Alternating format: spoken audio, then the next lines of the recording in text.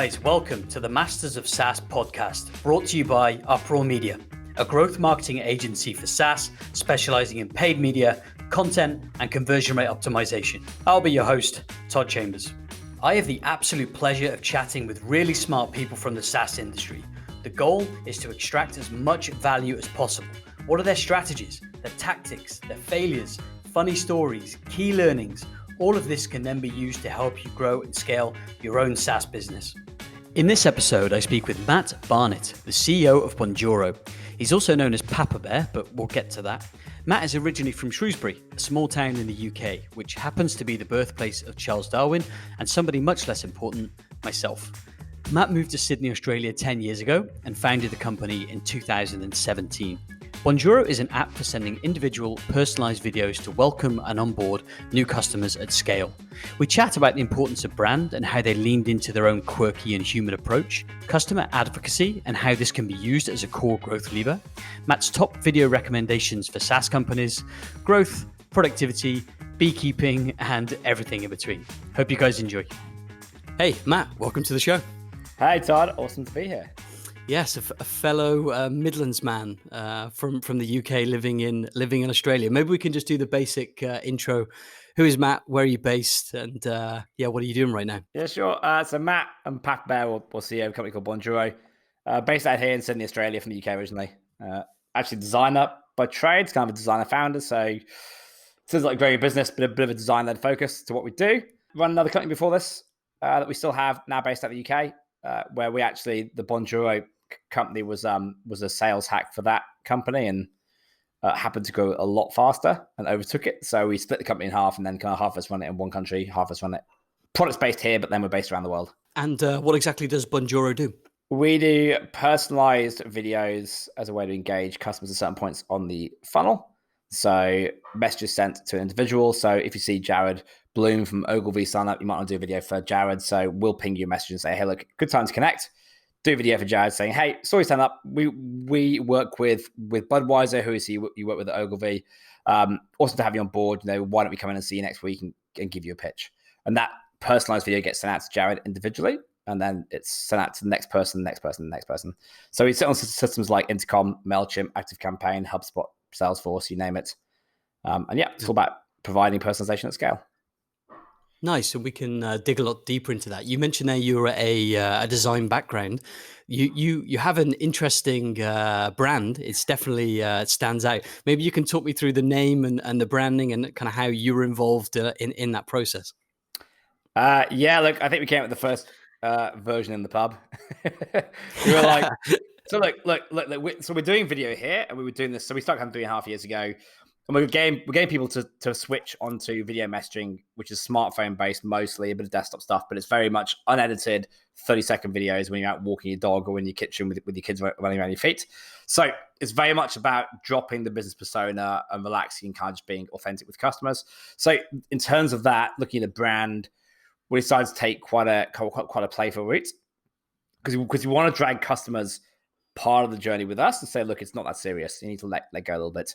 So characterization kind of made sense. If you think like a MailChimp, similar kind of strategy. We started with, the name Bonjoro obviously comes from the connotations to, bonjour, buongiorno, with hello. So kind of very welcoming. And then characterization made sense. We came with the bear. And then it just kind of snowballed from there, where we started sending bear suits to like customers' kids, and then we started sponsoring koalas for the customers, and then now every teammate who joins up, we have a bunch of old grannies in the north of England that knit custom bear suits for them as like a on their 3 month like rite of passage. So it's just kind of snowballed. It's a bit stupid. Everyone seems to love it. I think, well, I say everyone loves it. Some companies don't, in which case they're not customers of ours. So I think there's definitely, we've taken a stance in terms of brand and said, look, if you're not a little less serious, we're probably not the right company for you. Brand is so important these days. I mean, it maybe sounds like a stupid statement, but with the proliferation of tech and development these days is almost a commodity. And if you're kind of competing on features, I'm sure there are many competitors in this space, but having that brand, having that community, having those kind of values and being a bit different, maybe not taking yourself so seriously is, I guess, a really good way to differentiate yourself. So, and that seems to be something you've leaned into. I don't think enough startups do it at the beginning. I think they think of brands a logo. Brand's not a logo. It's tone of voice. It's your culture. It's how you hire. It's how you talk to customers. It's how you look at strategy, whether you're design led or tech led, or sales led. So if you can work out what you are earlier, then it influences who you sell to. It influences who you hire. It influences how you grow. And helps stand out in the marketplace. Like I would say in the early days when you're starting off, like we did with like an MVP, our brand accelerated and got famous quicker than our product did, which sounds kind of weird, but there's value in that. And if you ever come to sell your company, you're not just selling a product, then you're selling a product and a brand with it as well. 100%. I'll just give a really quick story so people get a little bit of context into exactly what the software does. So we're a customer of CXL Institute, and one morning I got to work and I had a video. It was an email and it was an animated GIF of a guy waving, and it was like the head of growth from CXL. And obviously I follow CXL and I found this quite impressive.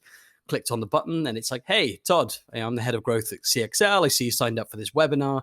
It's on tomorrow. I'm like, wow, this is super, super cool. I mean, like, it's not like this is new to me, but it's something about that.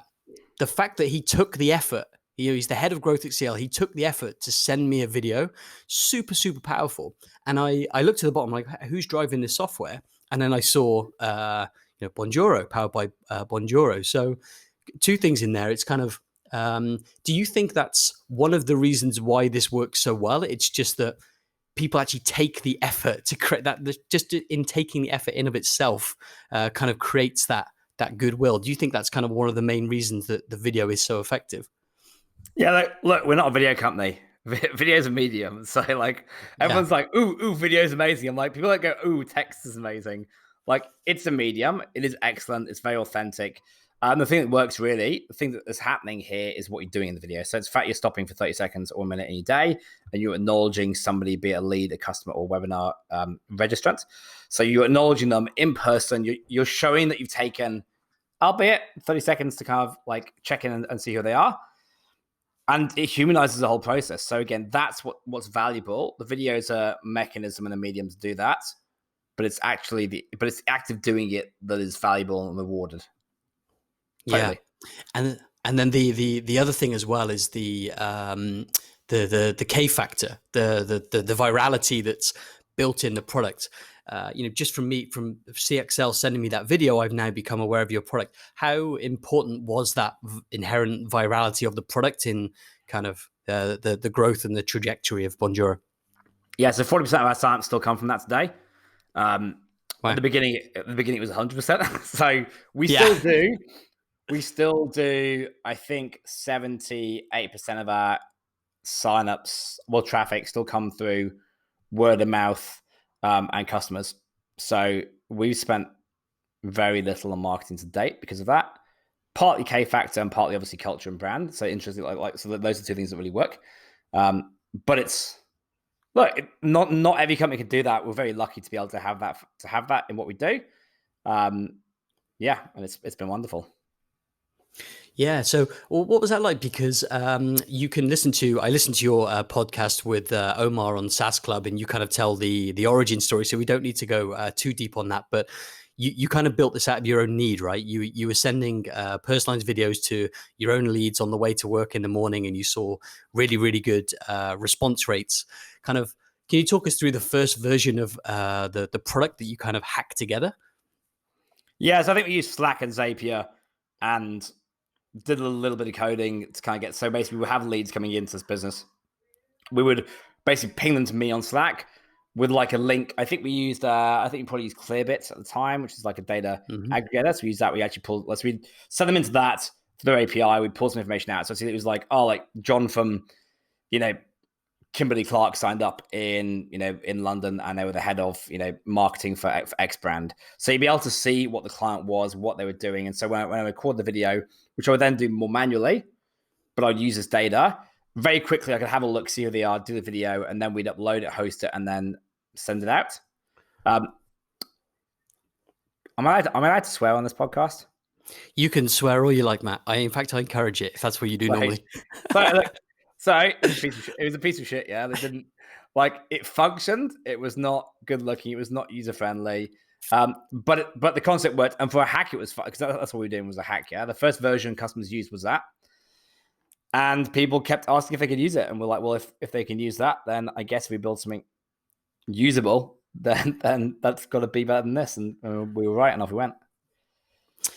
How was that? So what was there a certain moment, like a light bulb moment, where you thought, "Holy shit! Actually, we're running this agency," because previously you were running this agency, right? And you hacked it together, and I believe you shared it with some other people that wanted to use it, and they were using it. Was there this moment where you thought, "Man, actually, this this is a huge opportunity," and kind of what was that moment? How did it switch? I don't think that it's like you love to tell the story and go, oh, this light bulb moment happened. I don't think it did. I think it just kind of dawned on us slowly. And we were just like, "Ooh, this is interesting." And then, like, a couple weeks later, we're like, "This is more interesting." And then, like, a month later, we're like, "Okay, this is even more interesting." And then I was like, "Look, I'm going to spend a month on this." And my CTO was like, "Yeah, I'll join you." And so we both went and spent a month in it together, and then we just never left it. So, like, again, it wasn't like it just happened. I mean, this is how business is. Cumulatively, you just got more and more interesting customers on board. More people started using it, and just over time, it became more and more of a concern. But you're still running the agency as well, right? Yes, Or, the sorry, agency. I say you're running the agency. It's being run by somebody else, but you still have the agency. Yeah, so it's still running. Like we basically headquartered it back in the UK because its clients are kind of London, Paris, New York. So that got over the whole thing of like running things from here. So pretty different team. It's a different business. Yeah, it's sales culture. So sales and outbound versus inbound and like funnel based. So very different cultures, different strategies. It's a good bit. Like we assumed we like let it run its course, and it kept growing. So, I mean, yay. Focus. Awesome. You gotta have different teams. Yeah. Yeah, for sure. How, and you mentioned the virality has been a huge part in growing the company, and in the beginning it was 100%. At what point did you kind of think, okay, this is something we really need to double down on? We need to build a brand. We need to, kind of build out our own marketing campaigns. How do you approach growth now compared to kind of how you did in the beginning? So I think we just started to try different channels. So like we let the reality side go for ages. So we just doubled down on product and support, and customer success. I would say so. Like customer success was like our growth lever, beyond the reality. It's just giving a really great experience to customers. We had some great people on board the team to do that. We would still send videos. We still send videos today to every single sign that comes in. So make sure someone on the team connects with them. We'll never stop doing that. We only really started to invest in, I think, other forms of growth in the last 12 months. And then, Really? content started to be a thing because we ended up naturally doing a lot of partnerships. We have a lot of integration partners. We started doing content with them, which was great. I think we ended up being one of the top 10 fastest growing apps on Zapier, like 3 years in a row. And that kind of flags you like, oh, well, maybe there's a content thing here. We've only just started playing with paid. It's interesting. We don't really know what we're doing. It's not our core expertise, but it's one of the things we left to later because we were getting such good growth without ever having to put a dollar down. So partnerships, content. I mean, this all feeds into that whole customer success and working with customers and advocacy piece. That's really cool to how we grow, and we'll keep doing. We're starting to explore some other channels now. Is it like what is it? There's like 20 channels out there. Try them all, but you probably can't run more than 3 at once. I wouldn't say. I actually think you make a really good point. I think you're referring to the book Traction, right? And they kind of simplify it down into 19 different traction channels. That's a huge mistake actually that we personally made, and I see a lot of companies make. They spread themselves too thin. They do a little bit of this, a little bit of that, and they don't really focus on a few different areas. And it sounds like you were very fortunate you had that built-in virality which gave you the growth, but now you're just focusing on a few different channels. And the other comment you made about paid, you're in a fortunate position where you didn't have to do paid first. I think a lot of companies, when they build the product, one of the easiest and fastest ways to grow is to do paid, right? But you were in a fortunate position where you maybe didn't have to do that, and now it's more of not an afterthought, but it's something that can throw a bit more fuel on the fire. I think if you're a SaaS company, one of the best ways you can grow. So paid is a lever you can turn on and off, of course. And that's awesome. Yeah, I know the founders out here who've grown like insane businesses of going that route. The other way is the advocacy and so growing through your customers. So this is kind of the word of mouth thing. Now, to do that, I think most SaaS companies should invest more in support and customer success like earlier on. I think if you can get that funnel to work, if you can talk to customers, if you can engage them, if you can start to talk to their communities and their customer bases and do partnerships and everything else, which comes out of like just having like an awesome brand and awesome kind of customer like success, it's the best converting traffic source you'll ever have. Like we look at it and they convert like 7 times better than any other traffic source. You know, Yeah, it's great. Like, yeah, it's like, you know, like so like that to us is not, that's not unique to us. I think any company can do this. I think some are better than others. I think it ties into branding, culture, and how you want to treat customers. But it's something you can do on kind of day one, like with your first customer. You can literally ask you can ask customers to leave you reviews on Trustpilot and G2 Crowd. You can drive case studies. You can ask them to refer friends, build mechanisms in there. A lot of companies have kind of like succeeded this way as well in the early days. Yeah. It's something else you said there. You said that you send a video to every free trial user. And when I heard you say that on another podcast, of course, I then went and signed up to test it. And indeed, you did send me a video. And funnily enough, I was having a conversation with one of our clients. And they were talking about how they can get better at engaging customers once they're in a free trial. And I said, hey, you should check this out, this video. And actually they agreed, yeah, you're right. This seems like a really good test for us to, every single free trial user will now send a video. And he was also saying that they, because the monthly cost of the software was relatively cheap, they didn't want to invest the time and the money in maybe doing a demo for every single user. But it seems like you take a very different approach to that. So maybe you can talk us through why you do that. So I think with every customer coming in, with every lead coming in, like with that unit economics and how we work, we can afford to do a 30-second video. Like I do some every day. I'm definitely not the one doing the majority of them. I do some every day from a product point of view because I want to stay connected with customers. So like the 10 that I send in the morning take me 5 minutes. But what it does is I then get responses from those 10 random leads, and I'm like, how you find the experience? Like, what's good, what's bad? If you've got any questions, come to me personally. And so it keeps me connected to the front line, which I think as a founder is important. I think as a product person is even more important because I sit in those 2 roles, like I have to do it. Otherwise, it's spread across teams. So obviously, it depends who's doing these. Like quite a few of our juniors might do them as well. It's spread out. I think the other thing is to think about filtering down your leads. So if you have a large lead funnel, you know, and this is where we're getting to now, we will still do the videos, but in terms like we do more demos now, we do more hand holding. We will qualify those. We do both, I guess, marketing qualified leads and we do product qualified leads. So we generally focus on larger potential teams, but we'll also focus on people who've got a long way, who have got very much activated in their first 3 days of using the product, and we can see that they're clearly going to be a high active user. Even if they're only small, we'll still engage and stay with them because like those are our core users. So yeah, product qualified leads, marketing qualified leads are the ones that we'll spend like a lot of time on. The videos for us are a 30-second mechanism that can be done by anyone on the team, including juniors. So that ROI for us works well. It's just a case of time versus, I mean, like measure everything. You know, don't like try it manually. Do a screencast of someone's account. Try for everyone, and if it turns out it triples your conversion rates from 10 to 30%, go and hire someone in South Africa who's a lot cheaper to go and do that for you. Yeah, absolutely. And you mentioned there, triggers. Maybe if you have a really high lead volume, and maybe it doesn't make sense right off the bat to do it from every single lead. How does the software?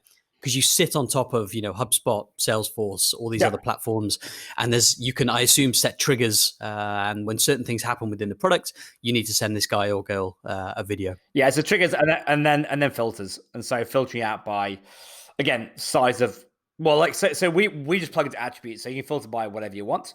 So, paid yes or no, actions taken, above 7, like whatever you want to do. Like we actually work with like a lot of e-commerce, which interestingly is going SaaS. Like e-commerce in the last 12 months, like I think like the number of like subscription models in e-commerce companies has gone from like 7 to like 12% in like 6 months. Now e-commerce is like high volume, quick transaction, but now there's a lot more knowledge around lifetime value and people looking at like repeat purchases. So these kind of things start to come into play, and you're not measuring the time to do it against, a single purchase. You're measuring against the lifetime value. So when you're doing all this stuff, as you would do with paid advertising, like the payback period is taken over a number of months. So if you do 10 videos and it takes you 10 minutes, and that gets you one paid user that stays for 24 months, is that worth the 10 minutes? Work that back. Yeah, we were talking about preparing for this podcast, and you said that you were currently halfway through a conversion project for the quarter. Maybe you can talk us through that. And the first thing you had on the list was marketing focus, ICP, and pricing. Maybe we can start there. Yeah. So when we go and look at conversion, like we do it like all the time, but we tend to chunk out a quarter to kind of focus down on it, because you can always get better as you understand your funnel better. And when you're going through the first few years, you make massive jumps. So ICP, so ideal customer profile, like this is where you dig into your data and you go, look, out of the 10,000 signups we have, of those, which ones are hanging around the longest?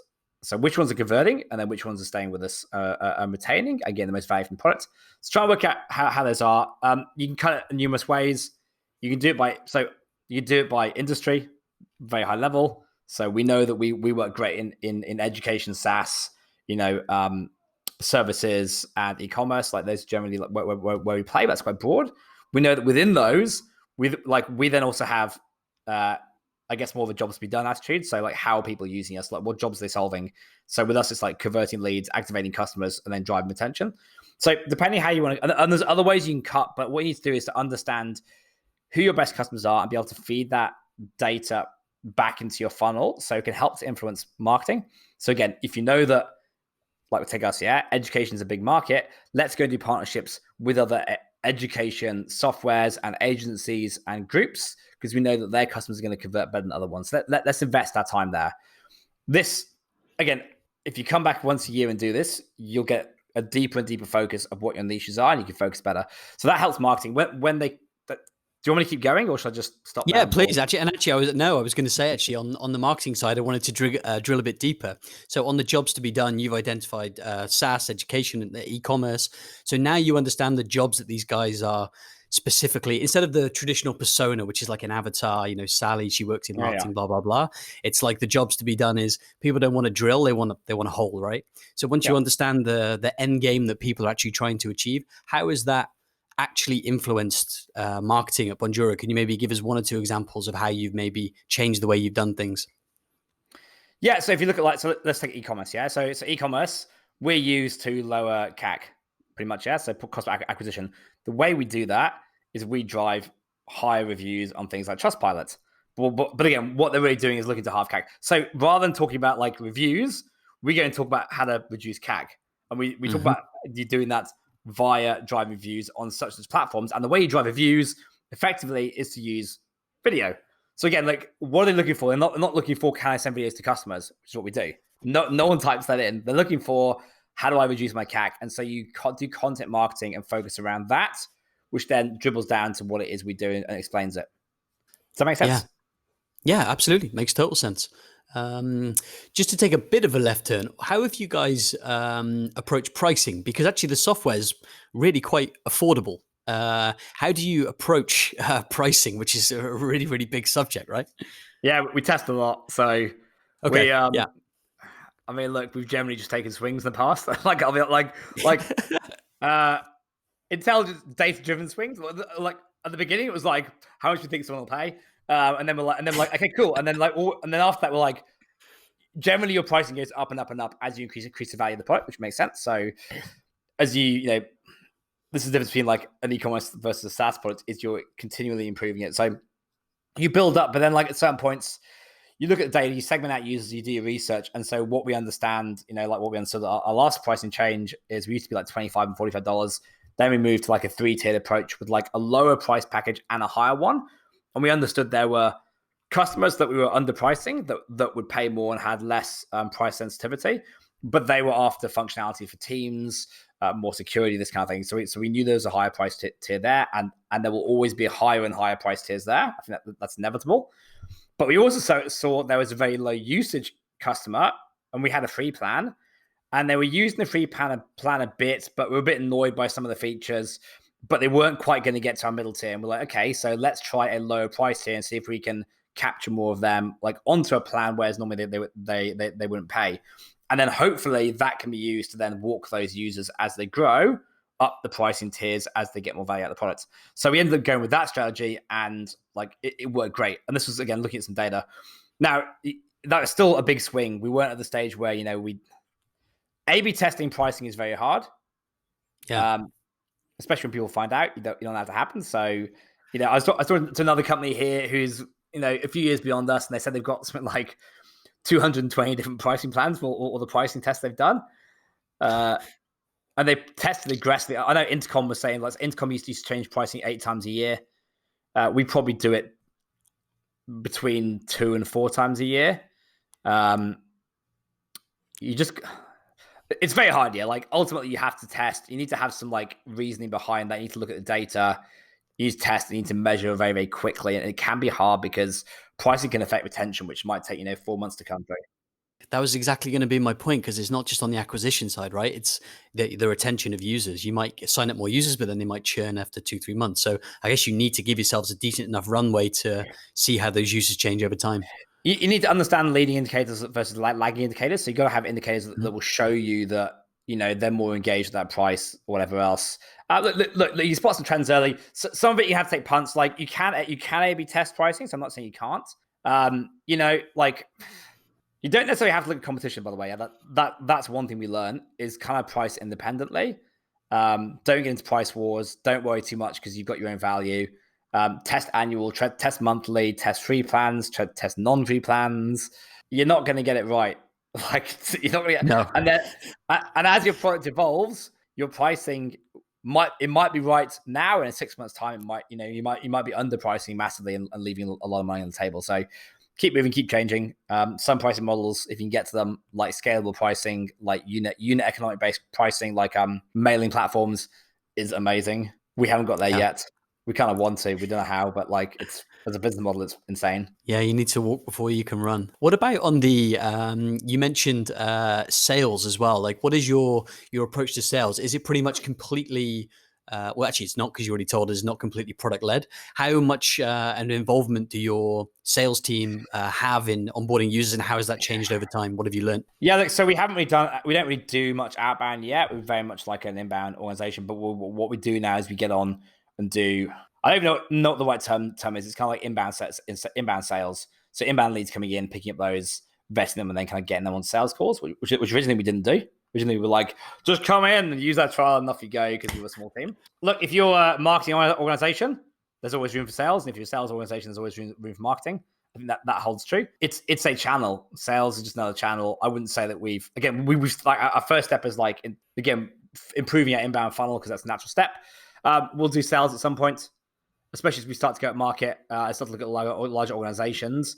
It's just a channel we haven't really invested in yet, because we're still investing in other channels. And also, correct me if I'm wrong, Bonjoro is not really for outbound sales. It's not really for cold emails or... Yeah, the product's not. Yeah, like videos. So like some video platforms tell themselves as sales, and they tend to be like more generic video stuff. Like here's the thing, yeah. So it again comes down to unit economics and ROI on time. So if, let's say, video doubles your conversions on outbound sales, but you still have to do, but your conversions are 2%. So you have 2 to 4%. Is sending 50 videos, which is an hour, 2 hours time, worth that double? Like maybe it is, maybe it isn't. For a lot of organizations, it's probably not, because outbound sales is generally super low anyway. So we say focus on building a relationship from someone who's come into the funnel. That's a much better return on investment for time, and we see in those instances we'll have like a 3x like impact on engagement.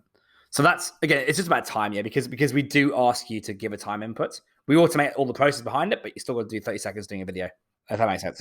Yeah, it does. And I think you're right. I think it all comes down to the unit economics, right? If you have a really high LTV product or service, then maybe it's worth investing the time. If not, then, measure everything. like you said. Test it, yeah, like test it, give it a go. It might work. We have some customers who do outbound and it works for them. I know it works pretty well in the charity space because, again, they've also got a good message, which is nice. Try it, test it, give it a go. Yeah. And if it doesn't work, move on. It's got to be better than the messages I get on LinkedIn, which is like connection request. Hey, Todd. Hey, we have this IT infrastructure. It's like, Jesus. It's getting worse. I swear, like it's getting worse. I told you I made the mistake of trying many different things. Of the 20 traction channels, tried different things. And I did try cold email once, but I tried to do it with in a really funny and humorous way. And we used an animated GIF, but there's just something for me.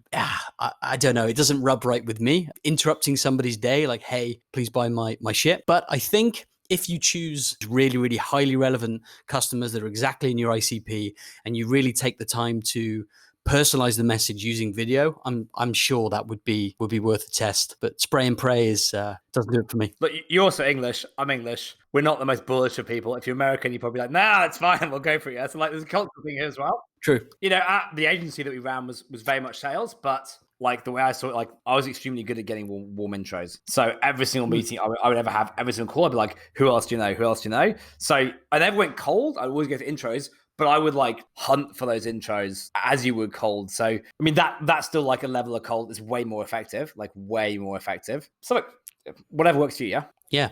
Actually, just you can give me some advice then on how you said you were hunting down those warm leads. Like, what were some good things that you learned to get those warm leads? Just ask them. Like number one, like at the end of a meeting, and we will always play like the startup card. We'd be like, when we go into these big agencies and like big brands like Unilever, and we just get on well with the teams because, again, we weren't corporate, which was nice. We're a bit different.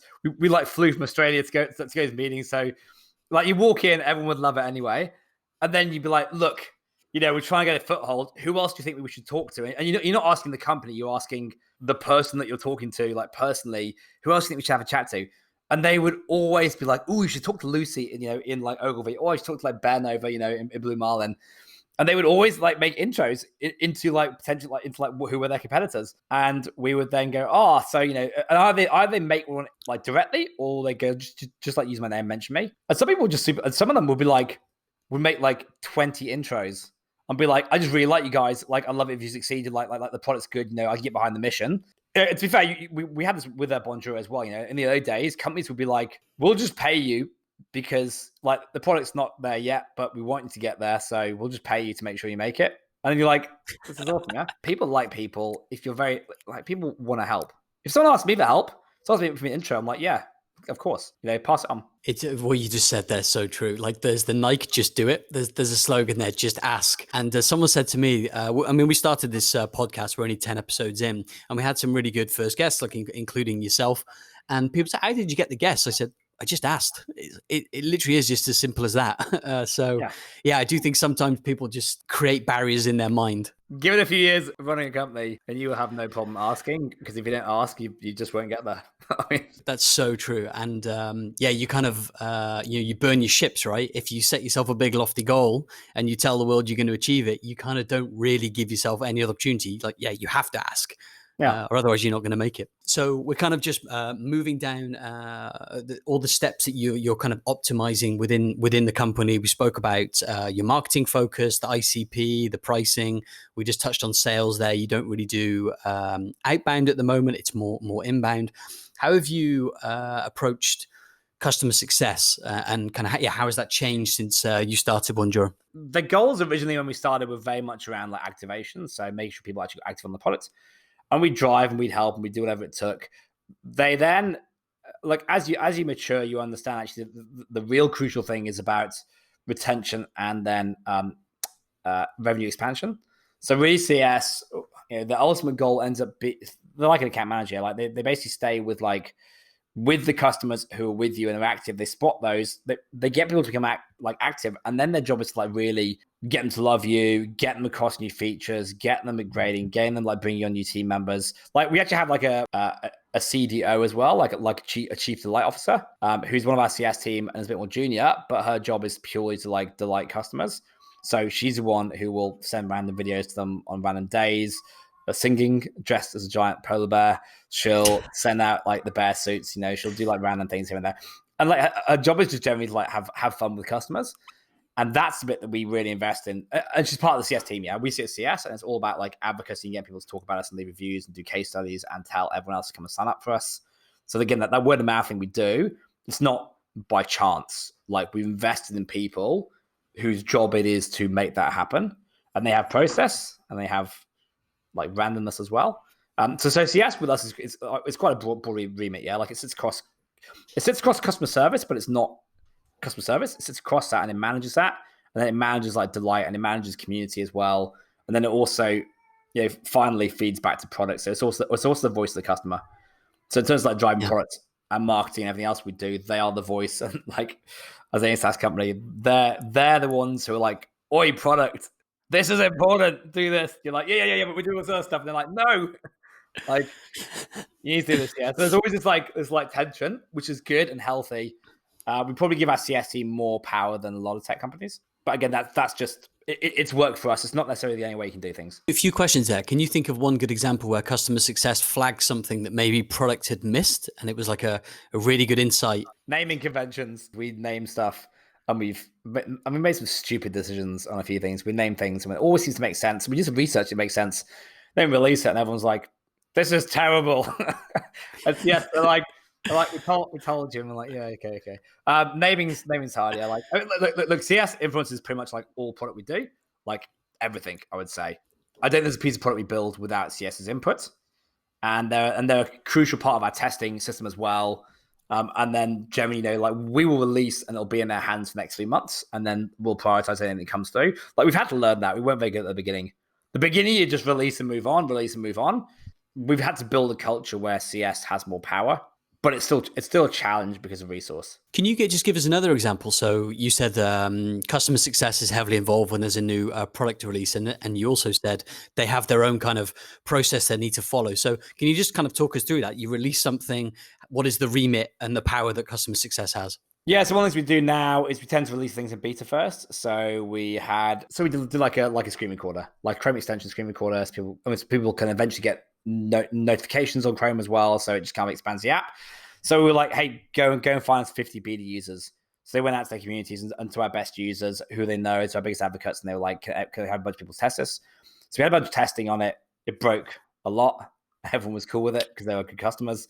We then had a lot of feedback off those on improvements and uniqueness and how we tighten the best of the platform.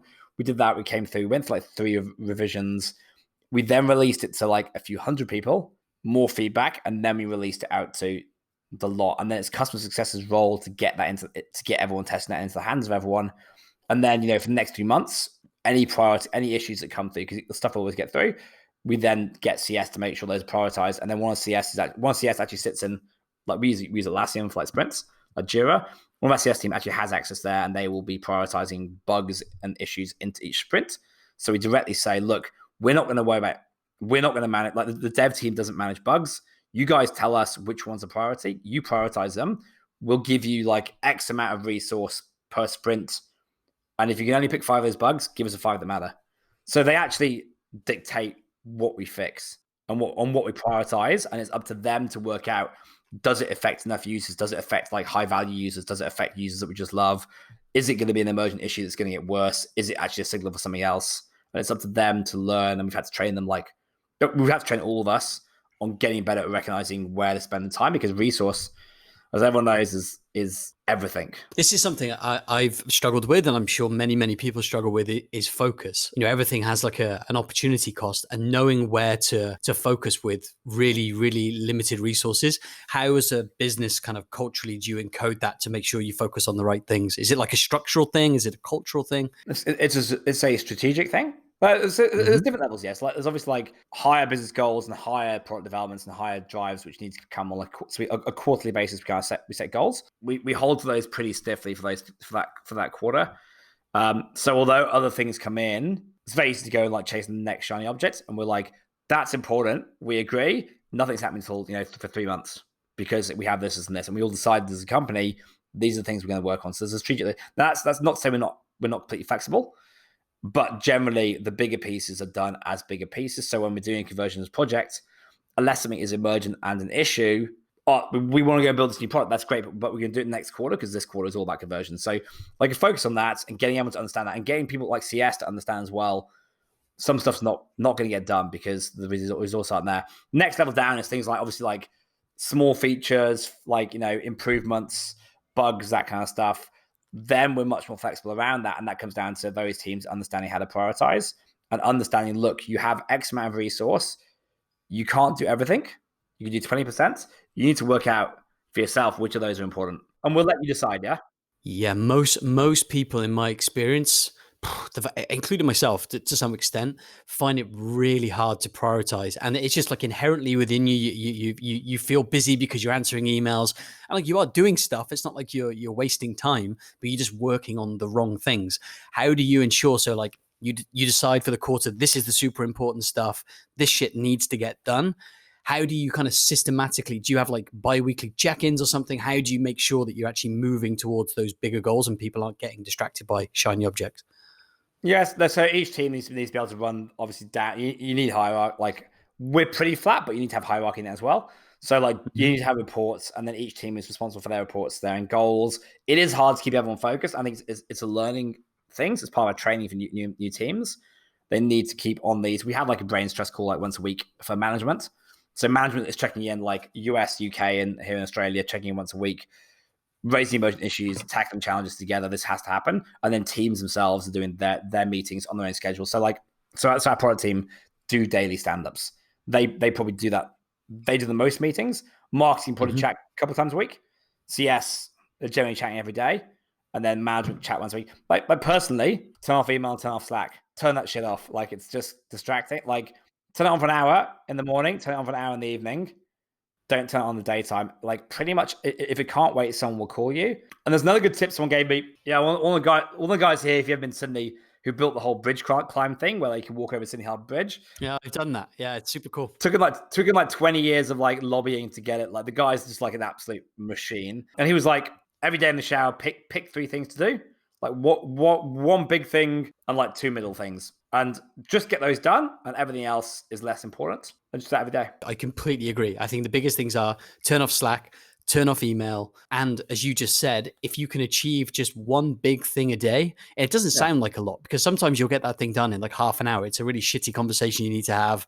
It's a boring thing that takes 2 hours. But if you just do that consistently every day, I think, those efforts will compound over time. So I'd say business is incremental. It's like a million small things. It's not like 2 big things, Yeah, Sorry. for sure. Hey, it's okay. I was going to say it's an interesting story. You're talking about the guy that built the Harbour Bridge climb. I was fortunate enough to be able to do that, and I remember he had the government gave him, if I remember correctly, hundreds and hundreds of objections before the guy could get the thing built. But I didn't know the story that he just focused on. Yeah, something like 300, and they had this list they had to tick off. Like, and it was like every no was like one more step to yes.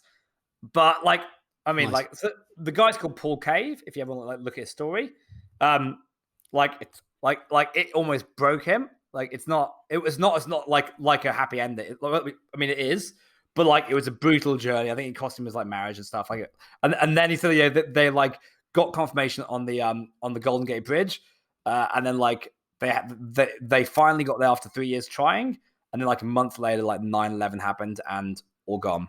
Like nothing would happen after that. So it's an awesome story. It's one of those. It's like if you ever read the Hard Thing About Hard Things. It's one of those like it's like a wartime CEO story, which thankfully like we're not in trenches right now. Those are different types of CEOs that you need to bring on at certain times. We're blessed. You spoke about products, can kind of continuing our story of how you've kind of internally optimized. You mentioned products, and they have daily stand-ups, the most communication. This is going to kind of be a broad question, but how do you, as a founder, approach product and product development? Again, like how do you prioritize what's necessary? How do you think about it? Yeah, tackle that in any way you want. It's kind of like the shower thing, like big, medium, small. You're gonna have big swings you're doing, which are major new pieces of product, new products, major new features. Research those, build them. For us, a big build is probably 6 weeks. You then have builds that are like 2 weeks, which are like like features, but like medium features. And then we have like the stuff that takes a day. And so we try and build, like, so we break out sprints. Sprints for us go across 3 weeks. So we generally have, within a quarter, we'll have like 4 sprints, or kind of 3.5. We normally take like a bit of downtime between each one. So within each of those, we're trying to achieve, like, realistically in a quarter, as a company, we're not doing more than 4 things ever. And we try and line everyone, yeah. So like if product's going after, like the conversions is a good one, yeah. Like the product, like a piece on conversions involves like product looking at how we can improve conversions in the product. It includes marketing looking at that. It includes CS. It includes sales. So it includes operations. The whole company in that quarter has conversions as one of its goals. So everyone's going the right way together. So everyone can share data, and it's a lot easier to do it that way. If we're looking at like if we're doing like, a screen recorder Chrome extension, then their marketing is looking at how to like, get that out there and how to like engage and how to give feedback. Sales is looking like bringing it into their stuff. So we try to where we can bring the whole company in one direction. Now, obviously, that normally happens with like 1 or 2 of the things, and then generally each division probably has like 2 things, like 1 or 2 things they're doing separate. So again, like in a quarter, the product team's never doing more than 4 things. Yeah, it's about focus and reduce scope. Bring things in, it's easier to manage. That's right for us at this stage. If you're Atlassian, maybe you can juggle 80 things in 1 quarter. I don't know. How big is your dev team? So we're 7. So it's a juggle. We're like two small teams. So it's a juggle. And are they in Australia? Some are here. So here, Philippines and New Zealand. In this time zone, we keep we'll keep everyone here together for products, because there is so much like back and forth all day long. Yeah, I guess being on the similar time zone is pretty critical. How did you find that, by the way, being in Australia? I would imagine many of your customers are in the States and the UK, and how does that affect you with the time zones? Yeah, well, so like marketing growth, CS are UK, States, and South Africa. So that's how we balance that. So 90% of our businesses are outside ANZ. So like they handle most of it, so it's fine for that. I start at 4:35 a.m. every day because of the US. Wow. I generally don't do evening calls. I generally focus on the US, and then maybe one of our other team here might do stuff with Europe. But we have a team in London, so they can't generally take that. So like it's not that hard. You just change your work hours and you hire a team. Things have changed, and they didn't change because of COVID. They were changing like 2 or 3 years ago. I haven't had coffee with a customer for like 2 years. You get up at 4:35. Wow, that is early. What time do you go to sleep? I ideally like 9:30, but that never happens. You just don't sleep as much. Yeah, because for me right now it's 9:20 in the morning. What time is it for you? Oh, this is 7:20. So this is me with my energy like at a low. This is like the end of the day. Like I've been up since 4:30. By this time, I'm generally winding down. So in the morning, I'm a lot more like hyper. Go. Got it. And you have young kids as well, so must be tough. Getting up early, trying to run a business, being a founder, and also having a family as well. That must be tough. I was it family, health, friendship, and business, and you've probably got enough energy to do one really well, and then maybe a second one pretty good. For me, that's like business and family. Like health, unfortunately, is a struggle. Relationships. I run like a big founder network in Sydney, but we tend to get together every 4 months. So we'll go away for a weekend with like 60 of us. So like to be fair, everyone's in the same boat. So rather than like worrying about catching up like on a daily basis or weekly basis, we just tend to like know that we'll all get together like once every 4 months, and it's like an awesome group for like other founders that can't support. But we block it out that way. So again, there's ways that you can put processes in to help support everything. But it's again, like every business owner, it doesn't matter how big or small you are. Like we will have to juggle. I do have a couple of personal questions, but maybe the last bit of value we can give to people listening in the SaaS industry would be around how they can use video to help improve conversion rates. Maybe we don't have to go through every single stage of the funnel, but in your mind, are there maybe 1, 2, 3, however many you want, kind of really good use cases you see that have worked exceptionally well for customers that maybe will give some inspiration to some people to try? Yeah, so the ones I suggest is so leads coming in, depending how that is, potentially filter them, but like make your best first impression. So having your CS team welcome leads aboard. Hey, I saw you sign, like wait 24 hours and then say, hey, I saw you sign up. I see you've done onboarding steps 1, 2, and 3, but you haven't done 4. Here's a link to go and do that. It's really good. Get in. What you're doing there is basically like activation. So try and make sure these users are active in the product, and your CS team is driving this. So they're picking up people who haven't activated, sending a video and saying, here you go. And if you need help, we're here to, we're here to help. Also, it's just generally like a best first impression for the company. And if that user has support questions, then we'll like to come in and ask for them. So activation or lead conversion, like to me, they're kind of the same. The activation piece also comes into like post-paid. So if someone's paid and they're not quite active, like hammer that, because those are the ones that will churn. So a lot of, like, a lot of the churn you'll lose are people who just haven't activated in the first few months. So they're not churning because the product didn't work for them. They're churning because they never got there, even though they paid. So post-paid, demo signups, demo turn-ups.